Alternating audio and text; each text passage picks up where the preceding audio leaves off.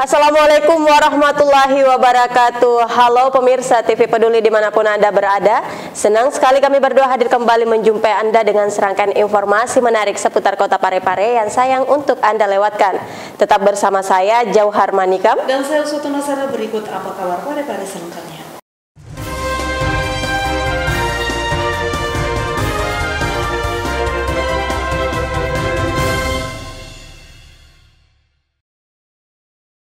Pemirsa, Dinas Kependudukan dan Pencatatan Sipil Kota Parepare mengunjungi Kelurahan Lompoe dalam melakukan perekaman kartu identitas anak maupun KTP elektronik. Dinas Kependudukan dan Pencatatan Sipil Kota Parepare terus memaksimalkan layanan jemput bola melalui program pelayanan penerbitan dokumen kependudukan masyarakat atau PPKM. Kali ini tim Disduk Capil melakukan perekaman di RW 2 Kelurahan Lompoe, Kecamatan Bacukiki. Pada perekaman kali ini, Disduk Capil telah menyampaikan 27 orang warga RW 2 yang sudah bisa melakukan perekaman, baik itu KIA maupun KTP elektronik. Hal tersebut diungkapkan Kepala Seksi Sistem Informasi Administrasi Kependudukan Disduk Capil Kota Parepare. Haja Suryani menambahkan, meski memiliki data tertentu terkait jumlah warga yang sudah bisa melakukan perekaman, namun tidak menutup kemungkinan jumlah tersebut mengalami penambahan ketika berada di lokasi. Selain perekaman dan pencetakan KIA maupun KTP elektronik, pihaknya juga melayani pengurusan dan pencetakan akta kelahiran. Kita laksanakan di RT Kelurahan Lompoe RW 2 untuk perekaman KIA dengan KTP, dan tidak menutup kemungkinan kalau ada yang mengurus akta kelahiran kami juga melayani sepanjang berkas memenuhi syarat. Terkait dengan penerbitan kartu akta kelahiran KTP dengan akta. Sri Ayu, TV Peduli mengabarkan. Pemirsa, fenomena alam langka terjadi beberapa waktu yang lalu. Masyarakat Indonesia dapat menyaksikan secara langsung gerhana bulan merah atau super blood moon meskipun tanpa menggunakan alat bantu. Fenomena ini terjadi di saat bulan, bumi, dan matahari berada pada satu garis lurus. Gerhana bulan super blood moon yang terjadi semalam membuat sejumlah masyarakat kota Parepare dapat melihat langsung fenomena alam ini dengan mata telanjang. Gerhana bulan sendiri terjadi ketika sebagian atau keseluruhan penampang bulan tertutup oleh bayangan bumi. Akibatnya, sinar matahari tidak dapat mencapai bulan karena terhalangi oleh bumi, atau terjadi saat posisi matahari, bumi, serta bulan sejajar. Saat puncak gerhana bulan total terjadi, sinar matahari akan terhamburkan ke arah spektrum merah atau yang dikenal dengan istilah blood moon, dan peristiwa ini hanya terjadi pada saat fase purnama saja.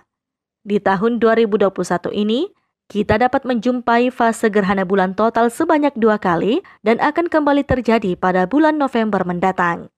Untuk kali ini, fenomena gerhana bulan total hanya terlihat jelas di Indonesia bagian timur saja, sementara untuk bagian Indonesia tengah dan barat hanya terlihat setengah saja. Lembaga Penerbangan dan Antariksa Nasional Parepare mengatakan, fenomena gerhana bulan ini bukan fenomena yang langka karena dapat dijumpai tiap tahunnya. Terjadinya gerhana itu diakibatkan oleh posisi antara bumi, bulan, dan matahari yang sejajar. Jadi bayangan bulan akan tertutup oleh bumi sehingga menjadi gerhana. Kalau ukurannya sendiri, Pak? Kalau ukurannya, kalau kali ini gerhana bulan supermoon itu posisi bulan itu paling dekat dengan bumi, makanya dinamakan supermoon. Jadi dia terlihat paling besar di antara bulan-bulan dan sebelum-sebelumnya. Pak, dari pemantauan lapangan sendiri, Pak, ini sudah beberapa kali terjadi nih, Pak? Kalau tahun ini baru ini terjadi tahun ini. Iya. Bedanya dengan tahun, ini baru kali ini, Pak, ya? Iya, tahun 2021 baru kali ini. Gerhana bulan 2 kali, Pak. 2 kali ya? Di bulan ini dan bulan November. Ini termasuk yang langka atau bagaimana, Pak? Tidak langka karena hampir tiap tahun akan ada juga gerhana bulan atau juga gerhana matahari. Oh, ini sih gerhana bulan apa namanya, Pak? Ini gerhana bulan super blood moon. Oh, super blood moon ya. Kalau untuk wilayah-wilayah yang jelasnya di mana saja, Pak, biasa? Sebenarnya untuk yang malam ini yang bisa diamati total itu di bagian Indonesia Timur, sedangkan Indonesia Tengah dan Barat itu sebagian. Sebagian, Pak. Gerhana bulan yang terjadi semalam berlangsung selama 5 jam, 5 menit, dan 2 detik. Sedangkan proses gerhana totalnya berlangsung selama 18 menit 44 detik. Erwin, TV Peduli mengabarkan. Pemirsa, pemerintah kota kembali memprogramkan rehabilitasi jalan melalui Dinas PUPR yang bertujuan untuk meningkatkan kemantapan jalan yang ada di kota Parepare. Berikut liputan selengkapnya. Dinas Pekerjaan Umum dan Penataan Ruang Kota Parepare kembali melakukan program rehabilitasi dan rekonstruksi jalan di tahun 2021. Program tersebut merupakan program pemerintah terkait dengan infrastruktur jalan yang bertujuan untuk meningkatkan kemantapan jalan yang ada di Kota Parepare. Tahun ini Dinas PUPR melalui bidang Bina Marga memprogramkan rehabilitasi untuk 9 ruas jalan yang ada di Kota Parepare. Kepala Bidang Bina Marga Dinas PUPR Kota Parepare mengungkapkan 3 ruas jalan saat ini sudah dalam tahap pelaksanaan pengerjaan, sedangkan 6 ruas lainnya masih dalam persiapan. Untuk rehabilitasi dan rekonstruksi jalan itu kami ada program DAK dan DAU. Untuk DAK itu ada 3 ruas terdiri atas Jalan Hikmah, Jalan Makarenu, dan Jalan Undulangnya. Dan ini sudah sementara berjalan pelaksanaannya. Terus untuk yang DAU itu ada 6 ruas terdiri atas Jalan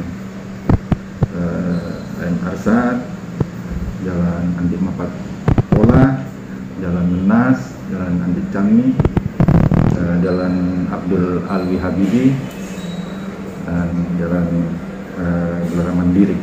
6 ruas ini baru seminggu yang lalu tanda tangan kontrak, jadi masih dalam persiapan pelaksanaan, tapi sudah tanda tangan kontrak. Nah, yang untuk DAK ini tadi sudah dalam pelaksanaan, dan pelaksanaannya selama 3 bulan, dimulai di bulan 5. Sri Ayu, TV Peduli mengabarkan. Saudara, demi membeli chip game online, 3 pemuda bekerja sama nekat mencuri TV dan tabung gas LPG. Akibat perbuatannya ini, ketiganya terancam pasal 363 dengan ancaman hukuman 7 tahun penjara. 3 pemuda di Kota Parepare nekat mencuri barang milik warga lantaran untuk memenuhi kebutuhan sehari-hari. Namun salah satu tersangkanya mengaku uang hasil penjualan barang tersebut digunakan untuk pembelian chip salah satu game online. Dalam aksinya, ketiga pelaku bekerja sama melakukan pencurian hingga menjual barang. Mereka ditangkap oleh Kepolisian Sektor Soreang Kota Parepare dengan barang bukti berupa TV ukuran 33 inci dan 2 tabung gas LPG ukuran 3 kg. Dari keterangan polisi, ketiga pelaku sudah beberapa kali masuk penjara dengan kasus yang sama. Mereka melakukan aksi pencurian dengan alasan digunakan untuk kebutuhan sehari-hari. Malam hari ini pencurian elektronik dan tabung gas. Tersangkanya inisial N karena 3 orang, yang satu I, inisial yang satu lagi I. Kalau ketiganya Pak, apa saja perannya Pak? Bersama-sama. Jadi bersama-sama, cuman yang satunya melaksanakan penjualannya. Jadi yang namanya inisial I yang melakukan penjualannya. Kebetulan barang bukti sudah ada di sini, TSK-nya sudah ditahan. Dan ini sudah terjadi, sudah beberapa kali melakukan tindak pidana yang serupa dengan ini, pencurian seperti ini. Jadi sudah terhitung masuk di Polsek Soreang sudah 2 kali. Di game tadi kalau pengakuan seperti itu ada mungkin tambahan yang seperti itu. Waktu diinterogasi pertama, yaitu melakukan untuk kebutuhan sehari-hari. Mungkin itu chip termasuk juga kebutuhan anak muda yang sekarang yang terjadi saat ini untuk kebutuhan yang pokok mungkin.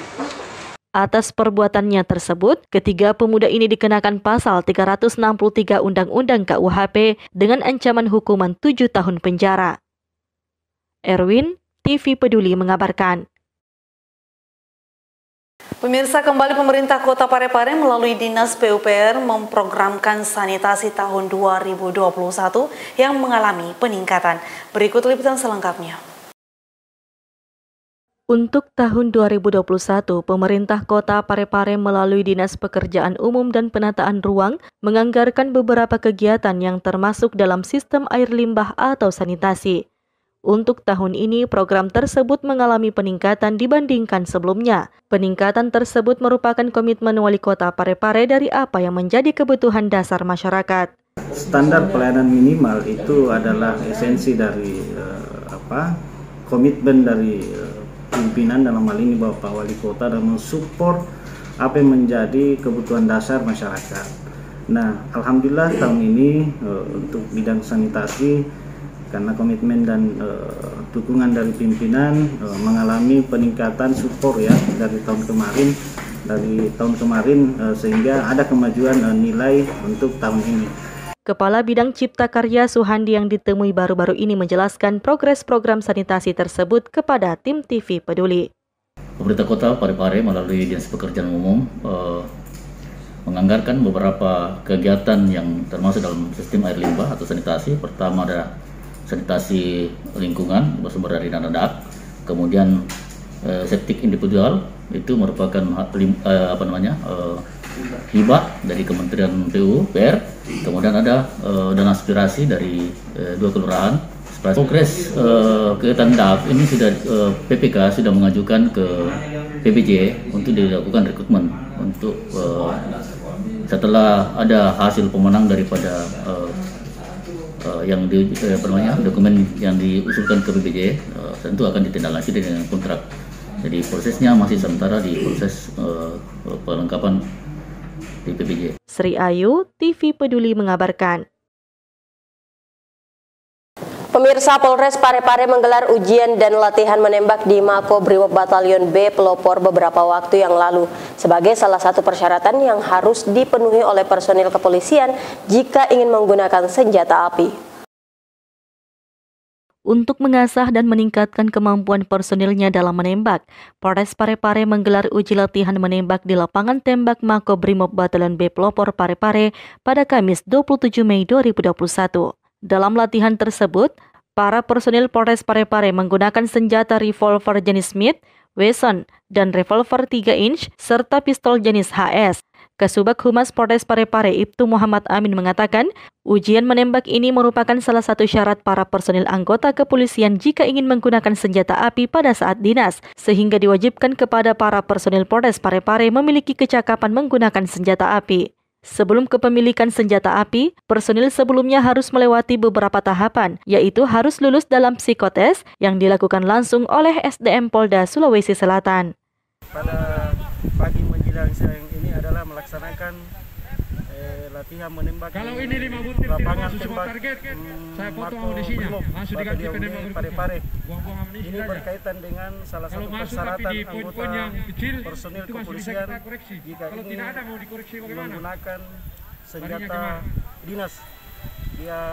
Ini salah satu tesnya, yakni tes kecakapan menggunakan senjata api, baik itu pistol maupun revolver. Jadi ini tahapan yang kedua. Adapun tahapan pertama yakni melaksanakan psikotes yang dilakukan oleh SDM Polda Sulsel dan itu sudah dilaksanakan. Jadi yang melaksanakan ujian menembak ini adalah yang dinyatakan lulus psikotes. Jadi nanti setelah lulus nanti diberikan senjata api dinas digunakan untuk berdinas pada saat keduanya lulus psikotes yang dilakukan oleh SDM Polda Sulsel, kemudian lulus pada saat ujian menembak yang dilaksanakan pada hari ini.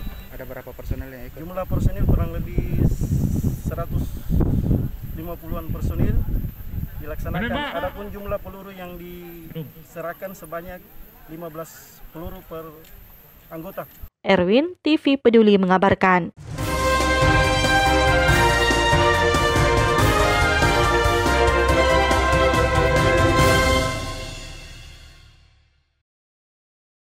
Pemirsa, informasi tadi sekaligus mengakhiri perjumpaan kita kali ini. Terus perbarui informasi Anda seputar Kota Parepare dengan menyaksikan persembahan dari TV Peduli. Dan ingat, tetap patuhi protokol kesehatan dengan rajin mencuci tangan menggunakan sabun di air yang mengalir menjaga jarak, dan memakai masker saat beraktivitas. Saya Usutun Hasanah. Saya Jauhar Manika mewakili segenap kru yang bertugas mengucapkan terima kasih atas kebersamaan Anda dan sampai jumpa.